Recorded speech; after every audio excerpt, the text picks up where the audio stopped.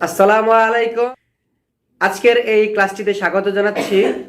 আশা করি তোমরা সকলেই ভালো আছো। আজকে যে টপিকটা নিয়ে আজকে আলোচনা করব সেটা হচ্ছে আমার এক স্টুডেন্টের কাছ থেকে জানবো সে কেন ইংলিশ শিখবে। আমি তাকে কোনো কিছুই শিখাইনি, সে মাত্র কিছুদিন হচ্ছে আমার কাছে আসছে। এজন্য আমি তার একটি মতামত নিতে যাচ্ছি যা তোমাদের সাথে শেয়ার করবে। এখন সে পরিচয়টা দিয়ে তার মতামত দিবে ইনশাল্লাহ। সর্বপ্রথম তোমার পরিচয়টা দাও। আমার নাম ফাহিম, আমি ক্লাস 9-এ পড়ি। ওকে, থ্যাংক ইউ। আমি তোমার কাছ থেকে জানতে চাচ্ছি যে তুমি কেন ইংলিশ শিখতে এসেছো ভাষা হিসেবে। ওকে, বলো।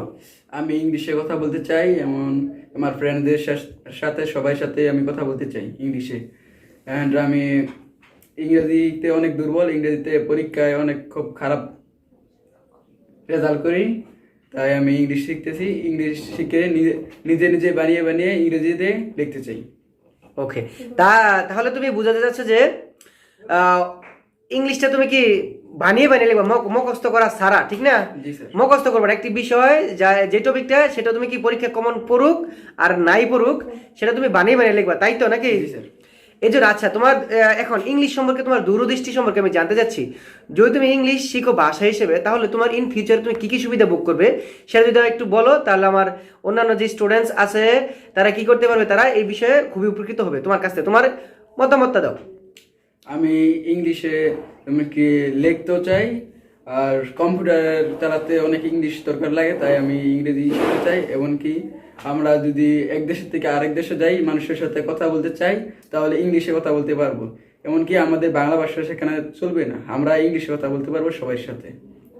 আচ্ছা, তাহলে তুমি একটু গুরুত্বপূর্ণ একটি পয়েন্ট সেটা শেয়ার করলাম, যেটা হলো যদি আমরা ইংলিশ শিখি তাহলে যদি আমরা বিদেশে যদি চলে যাই পড়াশোনা করতে বা কাজের জন্য যদি যাই, সেখানে আমাদের কি অন্য ভাষাভাষী মানুষের সাথে ইংলিশটা আমাদের প্রয়োজন পড়বে, সেহেতু আমি কি করতে পারি, ইংলিশটা শিখতে পারি। তুমি আরেকটি পয়েন্ট বলেছ, সেটা হচ্ছে যে ইংলিশ শেখার মাধ্যমে তুমি কম্পিউটার শিখতে দক্ষ হবে, ঠিক না? আর এখন তো ডিজিটালাইজেশনের যুগ, যেখানে কি কম্পিউটার ইউজ ছাড়া তুমি কোনো চাকরিই পাইবে না, ঠিক না? এখন তুমি আরো জানো যে বর্তমানে কিন্তু ফ্রিল্যান্সিং শিখতেছে, ঠিক না? তুমি কি ফ্রিল্যান্সিং বুঝো?